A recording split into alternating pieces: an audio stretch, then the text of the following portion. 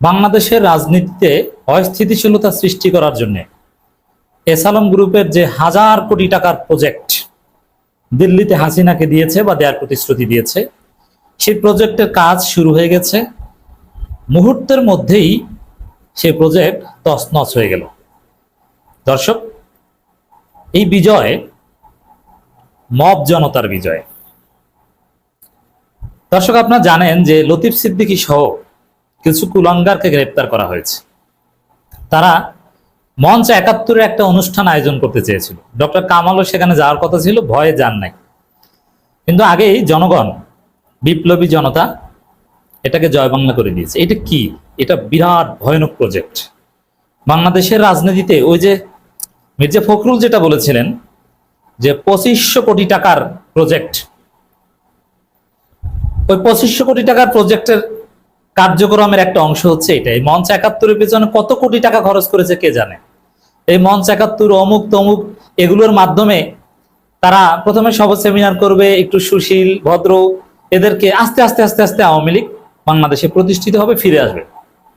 তো মঞ্চ ৭১-এর আজকের যে অনুষ্ঠান এবং সেখানে জনতার মব, এই মব বিপ্লব, এই মবই আমাদের সম্পদ, এই মবই দেশ বাঁচিয়েছে, এই মব আমাদেরকে আয়নাগর থেকে রক্ষা করেছে, এই মব আমাদেরকে হাসিনার জুলুম থেকে রক্ষা করেছে, এই মব বাংলাদেশে একটা বিপ্লব ঘটিয়েছে, ফেসিবাদের পতন ঘটিয়েছে।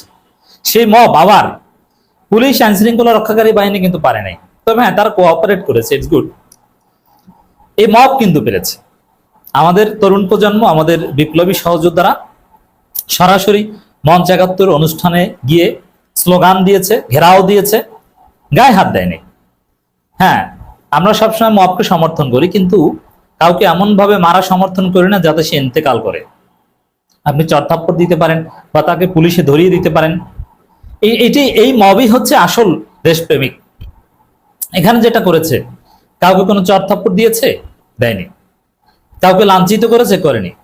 শান্তিপূর্ণ স্লোগান দিয়েছে।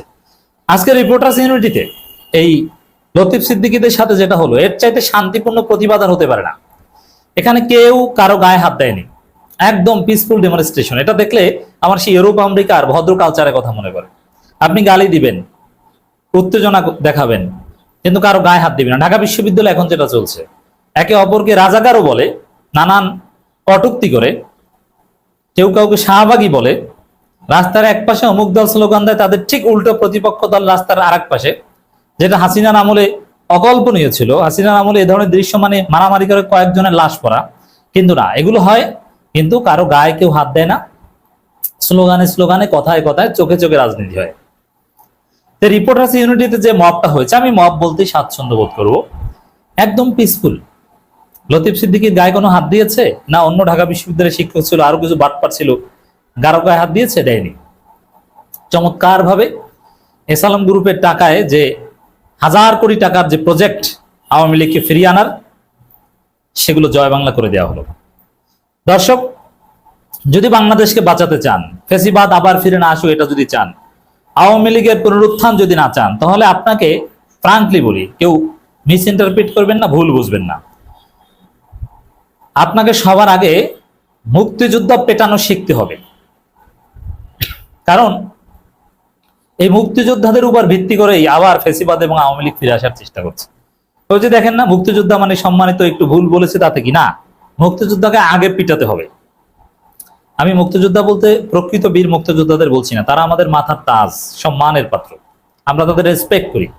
মুক্তিযোদ্ধাদের আমরা জাতির শ্রেষ্ঠ সন্তান মনে করি, আমরা সেলিউট দিই, তাদের কাছ থেকে সেই বীরত্ব কথা গল্প শুনি, এনলাইটেন হই। কিন্তু মুক্তিযুদ্ধের নামে মুক্তিযোদ্ধা সেজে যারা আকাম করে, ফজু পাগলার মতো,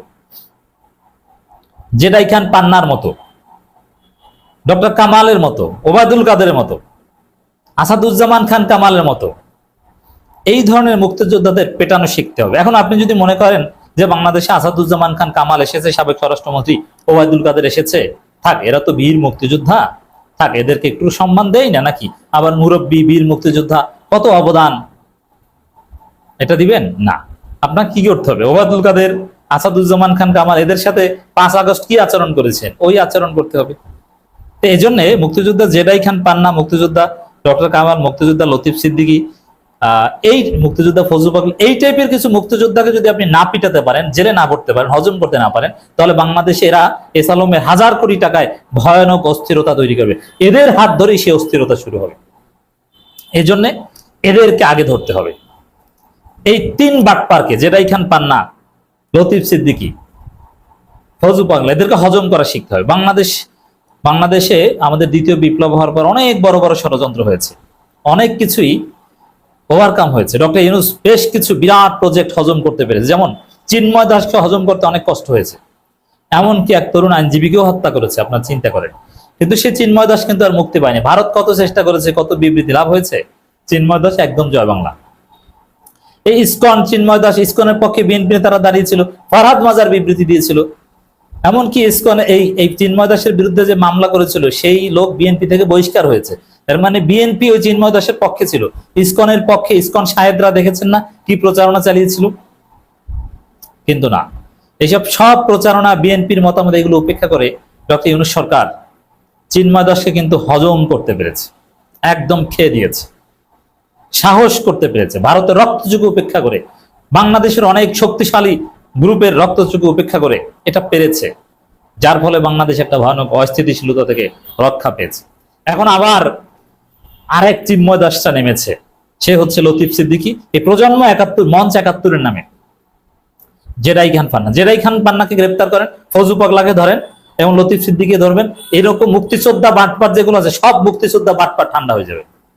বাংলাদেশ হবে প্রকৃত মুক্তিযোদ্ধাদের দেশ। কাদের সিদ্দিকী কিংবা লতিফ সিদ্দিকী কিংবা আসাদুজ্জামান খান কামাল কিংবা ওবায়দুল কাদের কিংবা হাসিনা মার্কা মুক্তিযোদ্ধাদের জনগণ দুষবে না। এই জন্য আমাদেরকে রুখে দাঁড়াতে হবে। দর্শক, মুক্তিযোদ্ধাদের নতুন প্ল্যাটফর্ম মঞ্চ ৭১, এটার পিছনে এসালমের শত শত কোটি টাকা আছে। শেখ হাসিনার নির্দেশে এই প্রোগ্রাম হয়েছে। মঞ্চ ৭১ আয়োজিত অনুষ্ঠান ঘিরে ব্যাপক উত্তেজনা তৈরি হয়। পরিস্থিতি সামাল দিতে সাবেক মন্ত্রী লতিফ সিদ্দিকী সহ বেশ কয়েকজনকে আটক করেছে পুলিশ। তাদের মধ্যে আওয়ামী লীগের একাধিক নেতাও রয়েছেন বলে জানা গেছে। এই তো বলছেন আওয়ামী লীগ নেতারা, আরে ভাই এটা তো এসালমের টাকায় আওয়ামী লীগের প্রোগ্রাম। এজন্য এই মঞ্চ ৭১-এর পক্ষে যারাই মায়গান না, এমনকি সাংবাদিক মাসুদ কামালকে দেখলাম সাথে সাথে এর পক্ষে দাঁড়িয়ে গেছে। না, এদেরকে যদি আপনি না পেটাতে পারেন, এদের বিরুদ্ধে যদি মব করতে না পারেন, তাহলে বাংলাদেশের বিপ্লব টিকবে না। এই জন্য এই মঞ্চ ৭১-এ থাকে কারা? আওয়ামী লীগ, জেরাই খান পান্নারা। এই জেরাই খান পান্না কোর্টে যায় না, এই ফজলুল পাগলারা কোর্টে যায় না, ওদেরকে ধরুন রাস্তাঘাটে, এদেরকে জয় বাংলা করে দেন, রাজনীতি ঠান্ডা হয়ে যাবে, আওয়ামী লীগ ফিরে আসার রাস্তা বন্ধ হয়ে যাবে। নইলে এদের পেছনে হাজার কোটি টাকা ইনভেস্ট করার মতো লোকের অভাব নেই। এসালম করছে, টাকার মাধ্যমে অনেক কিছু করতে পারবে তারা, তবে এদেরকে সোজা হয়ে দাঁড়াতেই দেওয়া যাবে না, একদম অঙ্কুরে এদেরকে ধ্বংস করতে হবে। মনে রাখতে হবে, জনগণ ঘোষণা করছে এই মঞ্চ ৭১ এটা আওয়ামী লীগের দোসর, আওয়ামী লীগ পুনর্বাসনের প্ল্যাটফর্ম, এটা বাংলাদেশে নিষিদ্ধ। অতএব মুক্তিযোদ্ধা নামে আসুক আর যে নামে আসুক, এদেরকে